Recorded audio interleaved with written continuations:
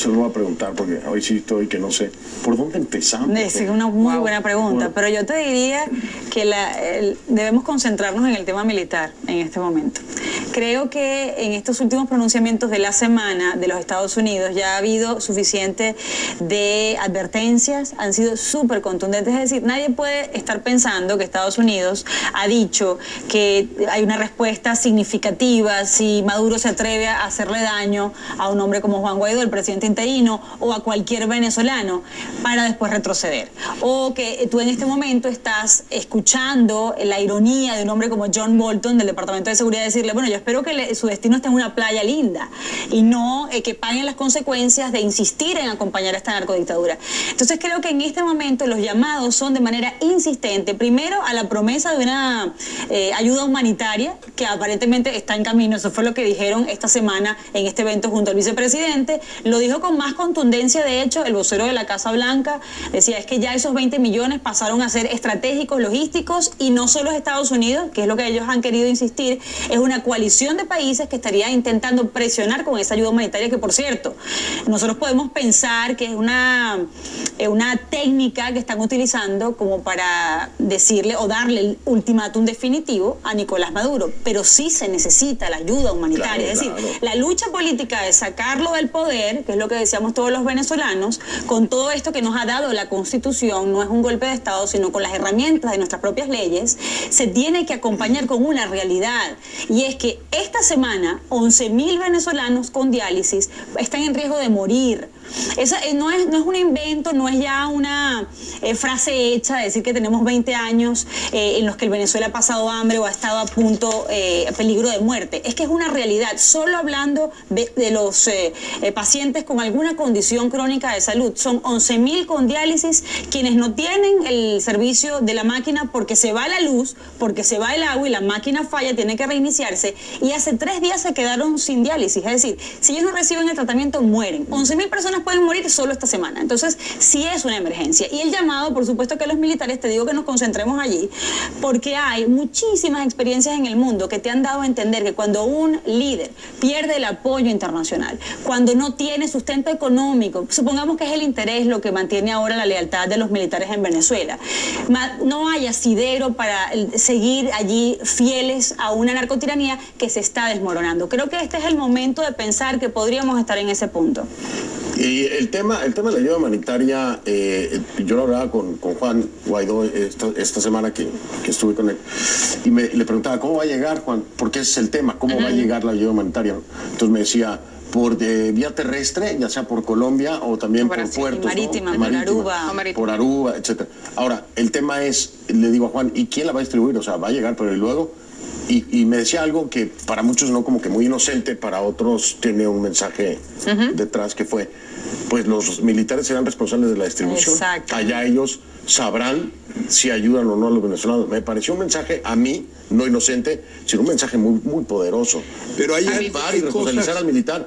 Ya no le estás pidiendo, ven de nuestro lado, no, lo estás diciendo, ahí está la ayuda humanitaria para tus hermanos venezolanos. Y ustedes, para ti, el tema es ahí de ti si no la distribuyes, ¿no? A mí lo que me pareció es, ustedes se van a atrever a salir delante de las cámaras impidiendo que esa ayuda humanitaria llegue a ese pueblo venezolano que en estos momentos tanto la necesita.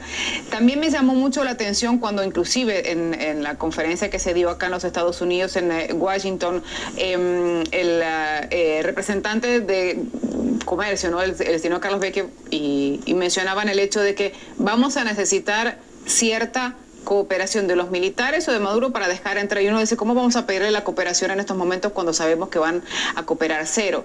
Pero si miramos cómo se han comportado en los últimos tiempos, ha sido fundamental toda este apoyo y el respaldo internacional a la figura de Juan Guaidó como presidente interino y al desprestigio de la imagen de Nicolás Maduro durante toda esta última semana. Creo que de toda esta semana, para mí, lo más destacable fue que a nivel internacional se fueron afilando, se fueron alineando todas las posiciones. La última fue la de la Unión Europea. En una sesión 28 países de la Unión Europea, porque es cierto que tenemos los países del Grupo de Lima, es cierto que tenemos la OEA, que son los países de la región que entienden la situación de Venezuela.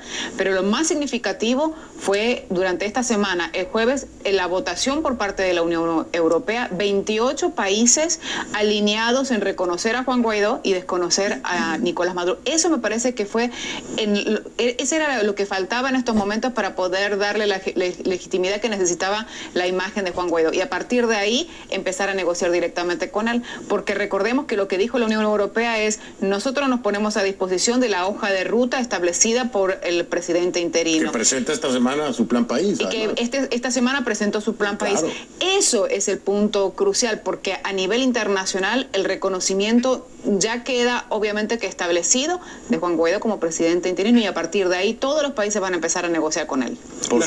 Las cosas no pueden ponerse solamente en el punto de esperar y si la ayuda humanitaria va a llegar o no va a llegar porque los militares la hagan o no. Tiene que existir un plan de que la ayuda humanitaria va a llegar con o sin los militares venezolanos. Y ahí la ayuda internacional donde se hace presente. ¿Qué van a hacer los venezolanos si los militares no le llevan la comida? Alguien se la tiene que llevar. Yo es que creo, Manuel, bueno, no sé, Carla también me podrá desmentir, es una suposición, ¿no? Mi cabeza loca. Pero yo creo que esto es un mensaje de presión para los militares. Sí, claro. O sea, yo creo que hay un plan bien establecido para el tema de la ayuda humanitaria. Tiene que haber un plan definitivo para que llegue. Sí, no lo va a revelar, sino te va a meter presión, tú tienes que llevarla. Así es. Yo estoy de acuerdo contigo. Creo que ese es el punto clave. Fíjate que hay ciertas comparaciones ahora que hacen, porque se ha tenido la impresión de que la cúpula militar ha estado, bueno, y sí lo ha estado, leal, acompañado, se le dieron ministerios, se le dio parte de los negocios, sí, grandes negocios, del narcotráfico, de la comida, de la distribución de comida, medios de comunicación social. Es decir, ellos tuvieron hasta el momento el acompañamiento del poderío. Pero hay muchísimas, y hay algo muy atinado que siempre dice Carlos Vecchio, nuestro embajador ahora en los Estados Unidos, y es que en Venezuela las circunstancias cambian completamente o con el correr de las horas. Lo que no sirvió como estrategia años atrás, lo impensable. ¿Cuántos meses de letargo teníamos? 9 meses sin un líder que encabezara toda esta cruzada, no teníamos unidad, todavía pensamos que no la tenemos por completo, pero tenemos ya una guía. Eso era impensable hasta hace pocos meses atrás y ya estamos en ese punto. Es decir, en Venezuela nada es estático. Nosotros ahora estamos en un momento de avalancha de transformación. Yo estoy segura que estamos en una transición que no se va a detener. Entonces, por eso pensar que va a ser inamovible la posición de los militares es absurdo. ¿Por qué? Porque hay muchísimos ejemplos en el mundo que nos dan a entender. Si nos vamos a la China de los estudiantes luchando por sus derechos en la plaza de Tiananmen, nosotros podríamos decir, en ese momento el líder chino tenía absoluto poderío. Y claro, el militar decía, no, mejor me quedo con él, porque no es débil. En el caso, por ejemplo, de Siria, Bashar al-Assad, los alawi decían, bueno, este hombre tiene una afinidad étnica conmigo, me quedo con él. En el caso de la Argentina, en la Guerra Sucia, los militares hicieron un pacto de no contar secretos, de mantenerse allí, pero en el caso de Venezuela, si tú te pones a recrearte en el caso de Venezuela, el líder está aislado, solo, tiene una comunidad internacional que no lo respalda. Rusia está diciendo, ya va, págame primero. China está en lo mismo. Es un cambio muy importante. Sí, o sea, muy importante. O sea, Rusia dice, que la inversión es aquí grande. el tema es muy interesante porque al final de cuentas creo que queda en la misma línea que México y Uruguay. O sea, es un, sí. Ok, ¿saben qué? Nosotros nos vamos a meter, pero tampoco te voy a dar el apoyo. Pero bueno, sí te reconozco como presidente, no reconozco a Guaidó, pero no me voy a meter. Pero entonces está en una línea de México y Uruguay, es la misma cosa, están ahí como... Bueno, Rusia fue mucho más enfático en un principio. Pudiéramos estar cayendo en una trampa también, que los militares les digan la agrupación esa terrorista, Cuba, la estrategia, que esa mente perversa, bueno, vayan y busquen los alimentos y se los llevan y les tenemos y los guardamos en equiparte, ¿no? Entonces resulta que llega y caemos en una trampa porque estamos confiando de que los militares sí van a reaccionar. Hay que pensar que no van a reaccionar y que tendrá que ser las organizaciones civiles en Venezuela junto con la ayuda internacional quienes efectivamente distribuyan la comida, porque la comida hay que distribuirla a como dé lugar y sin excusa y sin trampa. Sí. Bueno, todas las pero hay un ideas tema, tú mencionabas el tema de Rusia y la participación. No, recordemos que Rusia fue muy enfático en decirle a los Estados Unidos, ojo con lo que van a hacer y lo que pueden llegar a generar. Fuera de los pocos países, Rusia, Corea del Norte, Irán, Turquía, fueron los que salieron a respaldar y los que están respaldando solamente, además de Nicaragua y Bolivia. Sí. Pero el punto principal es, Rusia lo que quiere más que nada es garantizar la inversión que se hizo, 17.000 millones de dólares desde el 2006 hasta ahora. La posibilidad de que realmente esté ayudando o no, que fueron las versiones, ¿no?, sobre este avión, que estaba haciendo, si sacan oro, si no sacan oro, para garantizar la cuota dentro de 2 meses, ¿no?, de los 100 millones de dólares que tenía que pagar Venezuela. Y Rusia lo que está haciendo es eso. Rusia lo que está garantizando. Claro, pero... Entonces, cuando hablamos, decíamos, bueno, ¿y qué se hace con estos acuerdos establecidos por el chavismo y por el madurismo? ¿Se comprometen a terminar de pagarlos? Es que se van a tener que comprometer a cumplirlos. Pero escucha, ahí hay un tema muy delicado que creo que no se ha hablado o no se ha explicado. Yo se los decía, la forma más fácil de cambiar las posturas de China, por ejemplo, de Rusia, es garantizarles que se les va a pagar la deuda. Que se les va a pagar la deuda. Yo me aseguro, yo te prometo que el gobierno de transición te va a pagar la deuda. No en 20, ya se lo dijeron. Maravilloso, ya se lo dijeron. Ya se lo Ojo, dijeron. pero aquí hay algo, y con esto me voy a la pausa, y hablamos de eso al regresar. Sí. Aquí hay muchos negocios sucios. Claro. Aquí hay muchos negocios corruptos que se pactaron con esa cúpula corrupta. Y ese dinero no se lo va a pagar el gobierno de transición. Esas deudas no se las van a dar a China, ni se las van a dar a Rusia. Les están diciendo, te vamos a pagar todo lo que legalmente está aquí. Exactamente. Pero todo lo que hiciste ilegalmente no te va a pagar. Pero y ahí es que está trabada la rueda. Ahí es que está trabada la rueda. Ahí es que está trabada la rueda. Ese es el punto. Dicen, bueno, voy a perder como cuántos millones. Bueno, pero depende. Pero y el otro me los va a dar. Entonces aquí el mensaje más claro, que espero que lo entiendan, es, pues, o es eso o es nada. Claro. Y ahí es donde tiene que te conviene meter. mejor un negocio a largo plazo. Exacto. Y ahí es eso o es nada. Y además, bueno, podemos seguir negociando. Podemos seguir negociando. Les negocio una pausa. ¿Sí? Hago una pausa y ya regreso. Bueno, estamos de vuelta en desarrollo precisamente con el análisis del tema de Venezuela. Oigan, mensajes muy contundentes de Estados Unidos. Como no, y a mí me queda claro, no es costumbre de Estados Unidos hacer estas amenazas y después echarse para atrás. Esto no tiene... Claro que no. No tiene retorno. Pero además con tanta insistencia, porque esto es diario. Y de todos los niveles, ¿no? Diario. Tienes a Bolton. Tú tienes Bolton, tienes al Departamento del Tesoro, tienes a Donald Trump, tienes al vicepresidente Pérez.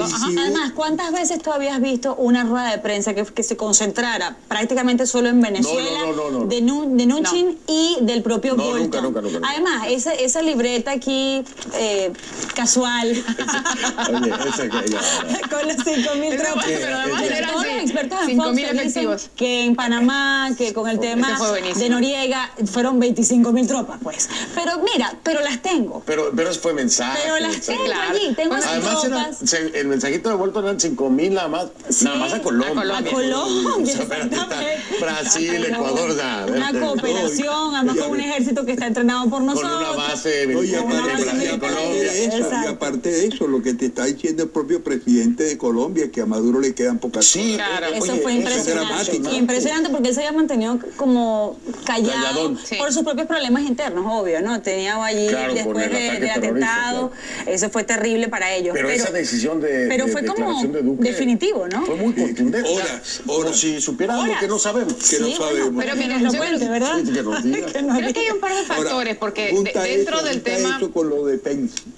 Claro, esas dos declaraciones y ahí tienes el cuadro. Sí, Lo de Pence va más allá, ahorita hablamos, pero va más para allá. Yo creo que en el caso de Bolton, además de la conferencia de prensa, no solamente era el cuadernito con los 5.000 efectivos.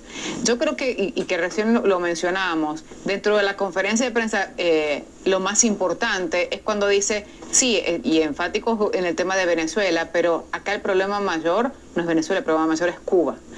Y es una situación, acá cuando, entonces ahí tú dices, momentito, o sea, yo sé que el tema es Venezuela, pero nunca habíamos escuchado de la administración de los Estados Unidos decir que el problema principal realmente es Cuba y la injerencia militar de Cuba dentro de Venezuela, y que lo que tenemos que hacer es ayudar a Venezuela, pero para terminar de parar a Cuba.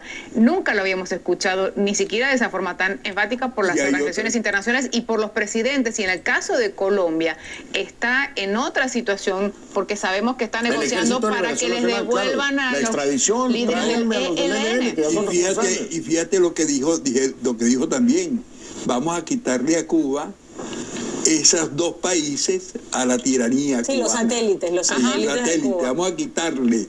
Es que era lo que decía, Pence fue más allá, o sea, Pence fue Venezuela, obviamente, que estaba primero en la agenda, pero fue por Cuba, fue por Nicaragua también. Claro.